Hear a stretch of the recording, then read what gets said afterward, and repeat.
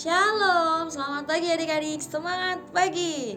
Aku mau kenal Tuhan, aku mau cinta Tuhan melalui firman-Nya.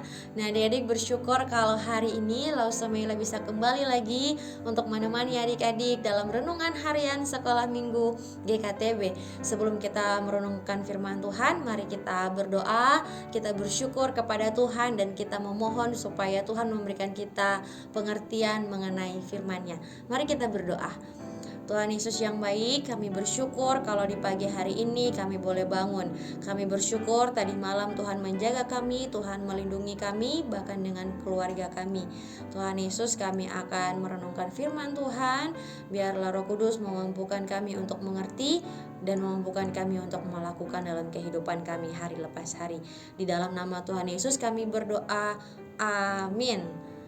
Nah, adik-adik yang dikasih oleh Tuhan kita Yesus Kristus, pada hari ini kita akan melanjutkan perenungan firman Tuhan kita di dalam kitab 1 Samuel pasal yang ketiga ayat yang pertama sampai 1 Samuel pasal yang keempat ayat yang pertama.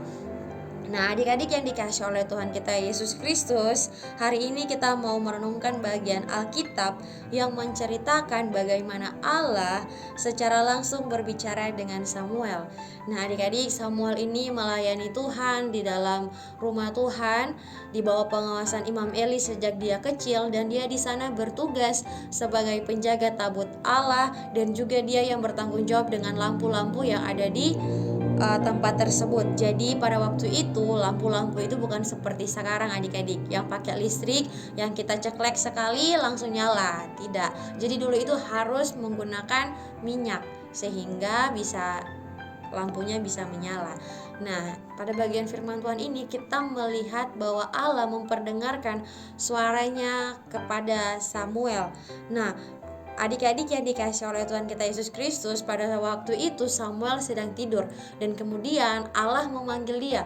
Ya, jadi Tuhan memanggil dia, Samuel, Samuel, dan dia hanya berpikir bahwa itu adalah Imam Eli yang memanggil dia.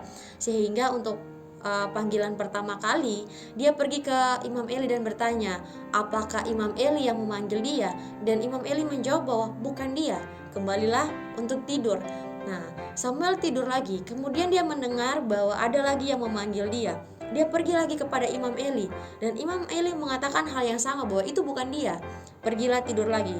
Untuk ketiga kalinya Samuel tidur dan ada lagi yang memanggil dia. Dia pergi lagi ke Imam Eli, maka Imam Eli sadar bahwa ternyata itu merupakan suara Tuhan. Jadi pada sebelumnya Samuel tidak pernah mendengar suara Tuhan. Ini untuk pertama kalinya Allah berkata-kata kepada Samuel, sehingga pesan Imam Eli bagi Samuel, berkatalah demikian ketika ada suara itu lagi memanggil. Seperti ini pesan dari Imam Eli, berbicaralah sebab hambamu ini mendengar.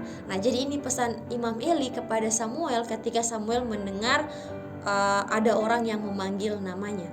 Kemudian Samuel kembali tidur dan untuk keempat kalinya dia mendengar ada suara yang memanggil dia, sehingga dia mengikuti pesan dari Imam Eli dan berkata, berbicaralah sebab hambamu ini mendengar. Nah, kemudian ketika Tuhan memanggil untuk keempat kalinya, dia menjawab demikian dan Tuhan mulai berbicara kepada dia. Tuhan mengatakan bagaimana Tuhan akan menghukum keluarga Imam Eli dan anak-anaknya karena mereka sudah melanggar kekudusan Tuhan. Bahkan dikatakan dalam ayat yang ke-12 sampai yang ke-14 bahwa Imam Eli lebih menghormati anak-anaknya dibandingkan dengan Tuhan, sehingga ini merupakan suatu kejahatan di mata Tuhan. Sehingga kepada Samuel Allah menyatakan bahwa Allah akan menghukum Imam Eli dan anak-anaknya, dan bahkan keturunan Imam Eli juga. Nah adik-adik yang dikasih oleh Tuhan Yesus Kristus, setelah berbicara demikian, maka Imam Eli ini bertanya kepada Samuel apa yang dia dengar daripada Tuhan. Kemudian Samuel mengatakan semua yang ia dengar kepada Imam Eli. Dia tidak, di dalam Alkitab yang kita baca ini, dia tidak menyembunyikan sesuatu apapun. Jadi dia berbicara kepada Imam Eli, dia mengatakan yang sebenarnya apa yang dia dengar tanpa menyembunyikan apapun daripada Imam Eli. Sehingga Imam Eli sadar tentang kesalahannya, dan Imam Eli berkata bahwa biarlah itu terjadi sesuai dengan yang Tuhan kehendaki. Nah, adik-adik yang dikasihi oleh Tuhan kita Yesus Kristus, kemudian ketika Samuel berani untuk mengatakan yang sebenarnya kepada Imam Eli, di situ pada ayat yang ke-19 pasal yang ketiga dikatakan bahwa dan Samuel makin besar dan Tuhan menyertai dia. Adik-adik yang dikasihi oleh Tuhan kita Yesus Kristus, mulai firman Tuhan ini kita belajar untuk hidup sesuai dengan perintah Tuhan, untuk hidup takut akan Tuhan, sehingga kita tidak dihukum juga, dan kemudian kita pun bisa menjadi berkat bagi orang lain. Kita mampu melayani Tuhan dengan memperingatkan orang lain. Nah, seperti contoh teman-teman kita yang mungkin mereka berkata kasar, kita bisa menegur mereka supaya mereka jangan berkata-kata kasar, karena Tuhan tidak menginginkan untuk setiap orang-orang yang percaya kepadanya untuk mengeluarkan kata-kata makian, untuk mengeluarkan kata-kata kutuk, kata-kata yang tidak berguna. Nah, kemudian mungkin kita lihat ada teman-teman kita yang sudah tidak menghormati orang tua, mungkin mereka mengeluarkan kata-kata kasar kepada orang tua mereka, ataupun itu koko kita, cici kita yang mengeluarkan kata-kata kasar kepada orang tua kita. Kita bisa menegur mereka bahwa itu hal yang tidak diinginkan oleh Tuhan, yang seharusnya kita harus menghormati orang tua. Nah, adik-adik, mulailah dari orang-orang di sekitar kita. Ketika mereka melakukan suatu kesalahan, kita menegur mereka dengan kasih. Nah, amin untuk kebenaran firman Tuhan. Mari kita berdoa. Tuhan Yesus, tolong kami sebagai anak-anak yang percaya kepada Engkau, supaya kami terus mampu hidup sesuai dengan apa yang Engkau inginkan. Kami mampu untuk melakukan hal-hal yang Tuhan perintahkan. Dan Tuhan, tolong kami juga ketika kami melihat orang yang melakukan suatu kesalahan, mampukan kami untuk mengingatkan mereka. Walaupun kami masih anak-anak, tetapi biarlah Tuhan juga bisa memakai kami untuk menjadi berkat bagi orang-orang di sekitar kami. Kami akan melanjutkan aktivitas kami. Tuhan memberkati, kami akan belajar, kami akan sekolah online.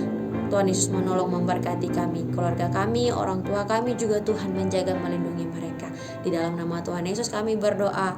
Amin. Adik-adik, demikianlah renungan harian kita. Tuhan Yesus memberkati adik-adik dalam hari ini, menjaga, melindungi, bahkan tetap jaga kesehatan adik-adik. Semangat belajar dan sampai jumpa.